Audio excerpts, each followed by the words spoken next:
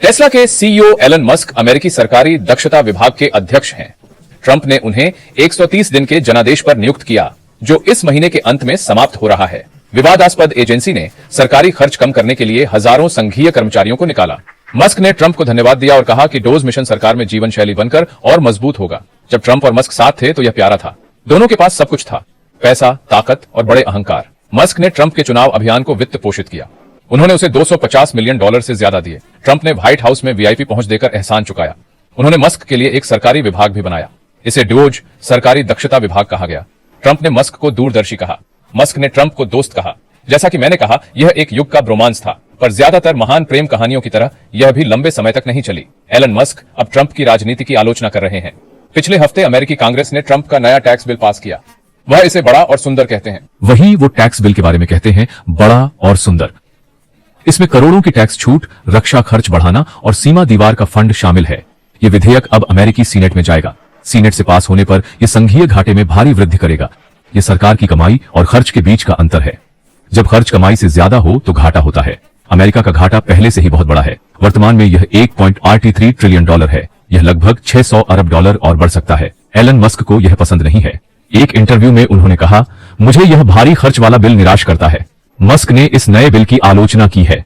यह बजट घाटा बढ़ाता है और डोज एजेंडे के खिलाफ जाता है। मस्क ने ट्रंप के शब्दों पर भी कटाक्ष किया। मैं फिर से उद्धृत करूंगा, मेरा मानना है कि बिल या तो बड़ा हो सकता है या सुंदर, दोनों नहीं। यह मेरी व्यक्तिगत राय है। ट्रंप इसे बड़ा और खूबसूरत कहते हैं। मस्क कहते हैं कि यह या तो बड़ा या सुंदर हो सकता है, दोनों नहीं। किसी भी तरह से उनकी दोस्ती टूट रही है और यह अचानक नहीं हुआ। अफवाहें बहुत पहले शुरू हुई, ट्रंप के राष्ट्रपति बनने के कुछ दिनों बाद ही।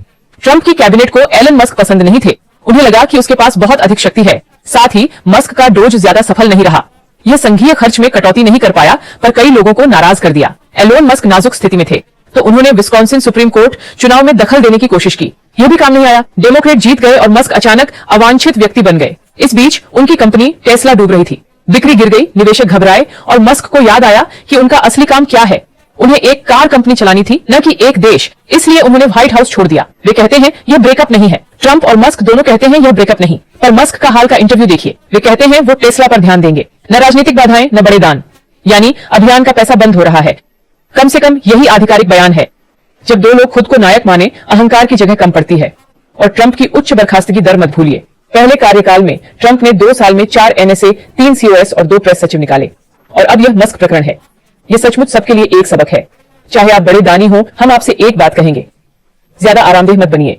एक पल राजकीय भोज में, अगले पल बाहर, क्योंकि ट्रंप की दुनिया में वफादारी एक तरफा सड़क है।